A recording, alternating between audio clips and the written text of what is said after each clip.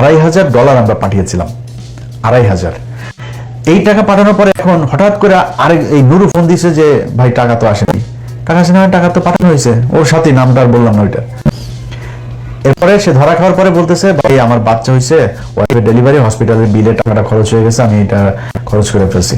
পরে আবার পাঠাইছি আমরা, এরপরে আবার ফের এই তুলে তারপরে তাদেরকে টাকা পাঠানো হয়েছে। নুরু এত সহজ না।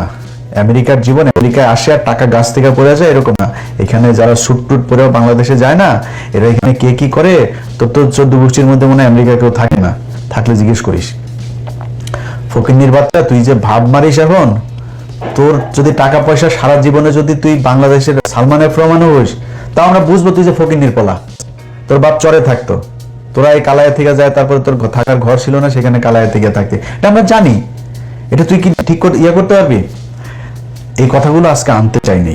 ওর ইদানিং দেখবেন চলাফেরা, ওর পাঞ্জাবি, মানে নতুন নতুন পাঞ্জাবি, তারপরে হাঁটার যে ধরন, হাঁটার ভাবটা দেখলে আপনি বুঝবেন যে ফকিন্নির পোলাদের টাকা পয়সা হইলে কি হয়, এটা এর দেখে ভালো করে বুঝবেন।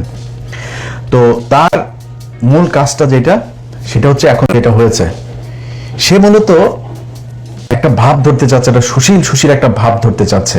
মাঝে মাঝে মবের বিরুদ্ধে কথা বলে, মব হচ্ছে সেরকম কথাবার্তা বলতে দেখতেন না।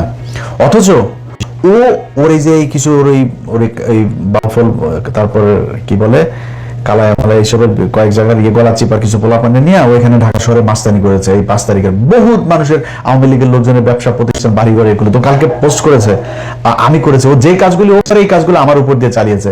তুই নুরু শোন, তোর একটা কথা বলি, তোর কোনো বাপেরে যদি কোনোদিন জানতে পারিস যে ইলিয়াস কোনো ব্যবসা প্রতিষ্ঠানে কোনো কারোর কাছে যায়, তারপরে চাঁদাবাজি করছে, কারোরে তদবির করে করছে, এটা বদলি করা তো পরের কথা, তদবির করছে কিনা তুই এটা খোঁজ নিস, যায় কারোর কোনদিন করছে কিনা।